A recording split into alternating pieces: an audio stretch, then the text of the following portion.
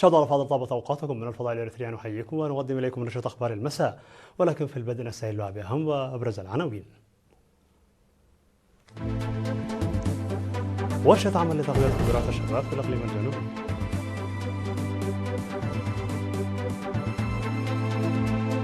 مكتب الضرائب في الجاشبركة يعمل على تحسين فعالية خدماته.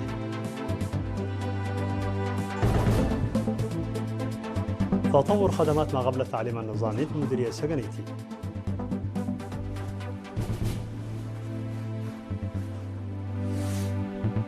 أمريكا تتوصل لاتفاق نووي مع أرمينيا وتبرم أول صفقة عسكرية.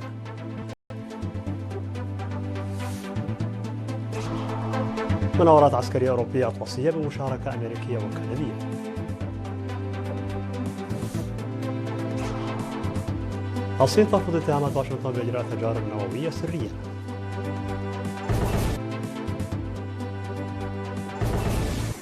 مرحبا بكم إلى العناوين التفاصيل.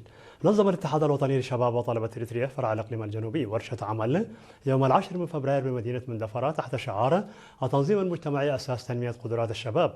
وقال رئيس فرع الاتحاد السيد جرماي قبرو بأنه قد تم بناء جيل شباب مقتدر يمتلك الكفاءة الأكاديمية والتقنية ولديه شغف بالابتكار والبحث، ويطور سلوكيات صحية إيجابية ويشارك بنشاط ويساهم في شؤون المجتمع عبر مسيرة طويلة من العمل الجاد.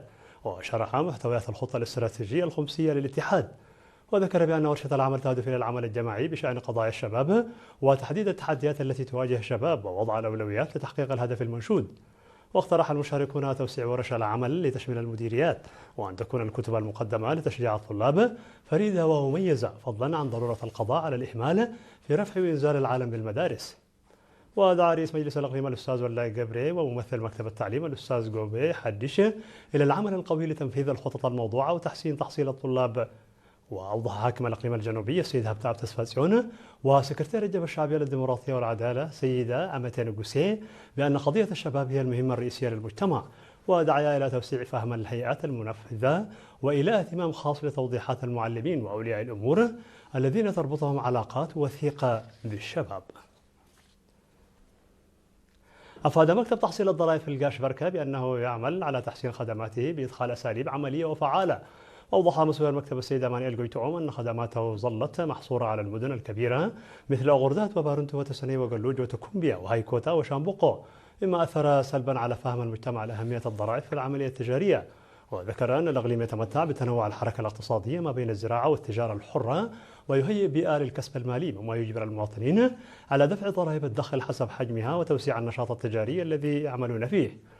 وحث المواطنين لدفع واجباتهم المالية من الضرائب في وقتها، نظرا إلى الأهمية الاقتصادية للضرائب على التنمية الوطنية خاصة لأصحاب المحلات التجارية، حيث يعرض تأخيرها إلى تراكم المستحقات التي يجب دفعها مع طول مدة التأخر عن الدفع من غرامات وخلافها من مبالغ تضاف لأسباب إدارية. وأشار السيد مانويل في الختام إلى أن الشكاوى التي يقدمها المواطنون عن ارتفاع قيمة الضرائب المفروضة عليهم هو عدم تسجيلهم لدخلهم السنوي، حيث يضطر المكتب إلى إجراء حسابات إحصائية معينة تساعده على تحديد الضرائب المفروضة على من لا يعرف دخله بالتحديد، مذكرا إياهم بأن يتجنبوا الأنشطة التجارية غير القانونية. تم التوضيح بأن خدمات التعليم قبل النظامي في رياض الأطفال بمديرية سجنيتي شهدت توسعا ملحوظا. جاء هذا في الاجتماع الذي عقد يومي 6 و7 من فبراير الجاري، وشارك فيه ممثلي مختلف المؤسسات الحكومية والشركاء بالمديرية، حيث زاد عدد رياض الأطفال من 24 إلى 35، كما يتم بذل جهود لفتح رياض للأطفال في القرى الثلاث المتبقية. وأوضح مسؤول مكتب التعليم بمديرية سجنيتي الأستاذ السالم أبرهة بدوره أن معدل النجاح في المراحل الدراسية ارتفع من 84% في العام الماضي إلى 88% في العام الدراسي الحالي 2025-2026 بفضل الجهود المتضافرة مع الشركاء لتحسين جودة التعليم والأداء الأكاديمي لدى الطلاب. وأضاف أن المديرية حصلت على المركز الثاني على مستوى الإقليم من حيث نسبة نجاح طلابها في امتحانات الشهادة المتوسطة وامتحانات الشهادة الثانوية في العام الدراسي 2024-2025. وذكر الأستاذ أسفألم في الختام بأن برامج تعليم الكبار وبرامج تعليم ذوي الاحتياجات الخاصة تسير بشكل جيد، مؤكدا أن المديرية ستتمكن من إعلان قضائها على الأمية في أقرب وقت بحسب نجاح البرامج التعليمية المتعلقة بها. وحث ممثل مدير مديرية سجنيتي السيد جابر كدان دباس الطلاب على الاهتمام بدراستهم والاجتهاد فيها، وأوصى المعلمين والآباء لتعزيز دورهم في توعية المجتمع لدعم وتطوير المدارس. هذا ويذكر أن مديرية سجنيتي تمتلك 35 روضة أطفال و30 مؤسسة تعليمية تقدم خدمات التعليم النظامي.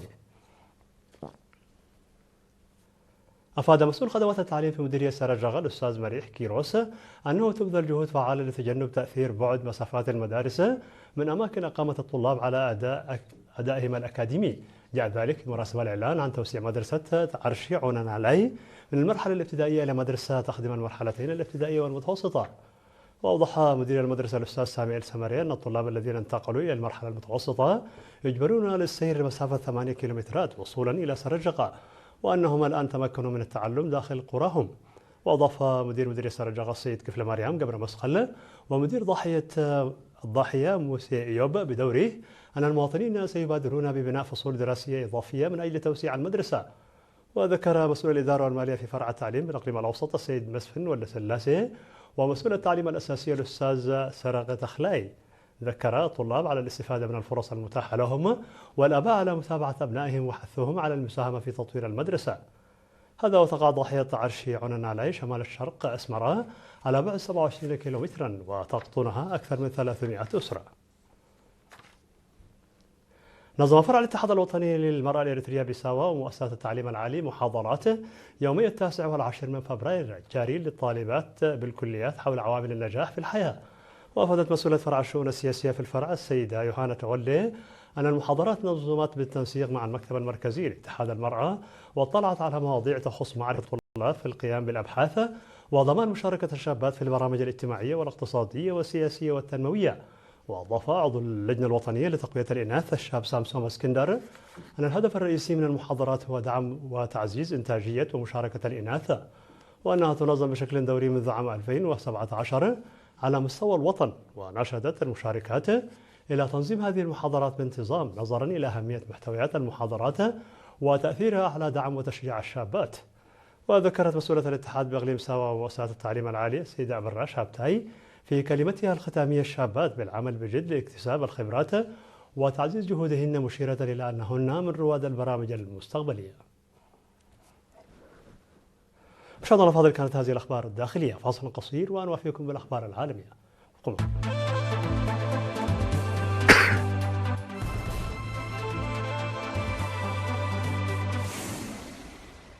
مرحبا بكم على الصعيد العالمي. اتفقت الولايات المتحدة الأمريكية وأرمينيا على التعاون في مجال الطاقة النووية السلمية، كما أعلن عن أول صفقة بيع عسكرية لأرمينيا بقيمة 11 مليون دولار تشمل تكنولوجيا طائرات مسيرة للاستطلاع. وتسعى أمريكا إلى تعزيز علاقاتها بأرمينيا التي كانت حليفا وثيقا لروسيا، وذلك عقب أن توسطت في إبرام اتفاق سلام بمنطقة جنوب القوقاز قبل أشهر. وقال جي دي فانس نائب الرئيس الأمريكي بعد لقائه رئيس الوزراء الأرميني نيكول باشينيان في العاصمة الأرمينية يريفيان أنهما أكمل المفاوضات بشأن ما يعرف باتفاقية 123 التي تتيح للولايات المتحدة ترخيص نقل التكنولوجيا والمعدات النووية إلى دول أخرى بشكل قانوني. وكذا فانس أن الاتفاقية ستسمح بصادرات أمريكية مبدئية تصل قيمتها إلى 5 مليارات دولار إلى أرمينيا، بالإضافة إلى عقود وقود وصيانة طويلة الأجل بقيمة 4 مليارات دولار. انطلقت مناورات أوريون 26 التي تتواصل حتى 30 من أبريل المقبل، وتضم فرقا من 24 دولة غالبيتها أوروبية ولكن بمشاركة أمريكية وكندية ودول أخرى. بالنظر لما سبق، فإن أوريون 26 كما خططت له قيادة أركان القوات الفرنسية يحاكي خطة منسقة لرد هجوم وهم استهدف دولة أوروبية. والغرض من المناورة التأقلم مع العمل الجماعي بين قوات مختلفة الجنسيات، ولكن بعضها اعتاد على مثل هذا النوع من التدريبات في إطار الحلف الأطلسي. كما أن المناورات البرية والجوية تدور في فرنسا، فيما المناورات البحرية تحصل في المحيط الأطلسي الشمالي. وتشارك القوات الفرنسية بنحو 8000 رجل من مختلف الأسلحة و140 طائرة وطوافة و1200 مسيرة و6 أنظمة دفاع جوي، كما حضرت 10 قواعد جوية موزعة على الأراضي الفرنسية. لتفاصيل ادعاءات الولايات المتحدة الأمريكية بأنها أجرت تجارب نووية ووصفتها بأنها محض أكاذيب، متهمة واشنطن باختلاق ذرائع لتبدأ تجاربها النووية وفق ما نقلته وكالة الصحافة الفرنسية. ونفت وزارة الخارجية الصينية في بيان أرسل إلى وكالة الصحافة الفرنسية مزاعم أمريكية لا أساس لها على الإطلاق محض أكاذيب. ودعا البيان واشنطن إلى التوقف فورا عن تصرفاتها غير المسؤولة. وجاءت تصريحات دينانو في أثناء تقديمه خطة أمريكية تدعو إلى محادثات ثلاثية مع روسيا والصين للحد من انتشار الأسلحة النووية بعد انقضاء أجل معاهدة نيو ستارت بين واشنطن وموسكو الخميس الماضي. وفيما تطالب الولايات المتحدة بأن تكون الصين مشاركة في محادثات ثلاثية مع روسيا للحد من انتشار الأسلحة النووية وملتزمة بأي معاهدة جديدة للحد من السلاح النووي، ترفض الصين ذلك على أساس أن ترسانتها النووية أصغر بكثير من الترسانتين الأمريكية أو الروسية. في الخبر الأخير، أسفر تساقط الثلوج الكثيف على مدى 3 أسابيع تقريبا في اليابان عن مقتل 46 شخصا وإصابة 558 آخرين، وفق ما أظهرت بيانات جديدة صدرت عن وكالة إدارة الحرائق والكوارث اليابانية. ووقعت العديد من الحوادث المميتة نتيجة سقوط أكوام الثلج من أسطح المنازل على السكان أو سقوط أشخاص أثناء محاولتهم إزالتها، وفق ما أفادت الشرطة ومسؤولون محليون. وفي ظل تصاعد المخاطر، نشرت الحكومة اليابانية قوات المساعدة في إزالة الثلوج وفتح الطرق وسط تحذيرات من تزايد الحوادث نتيجة انهيار الثلوج من الأسطح أو تضرر المباني. في نهاية نشر لكم تذكير بأبرز ما جاء فيها من عناوين. عقد ورشة عمل لتقوية قدرات الشباب في الإقليم الجنوبي.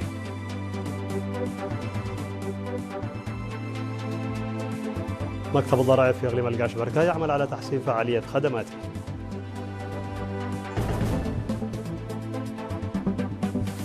تطور خدمات ما قبل التعليم النظامي في مديرية السجنيتي.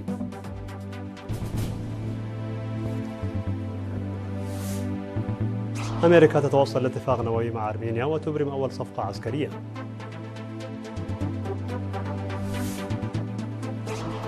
مناورات عسكرية أوروبية أطلسية بمشاركة أمريكية وكندية.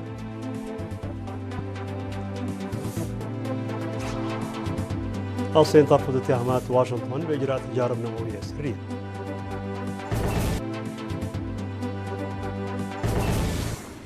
مشاهدينا الفاضل، بهذا نكون قد وصلنا بكم إلى نهاية النشرة.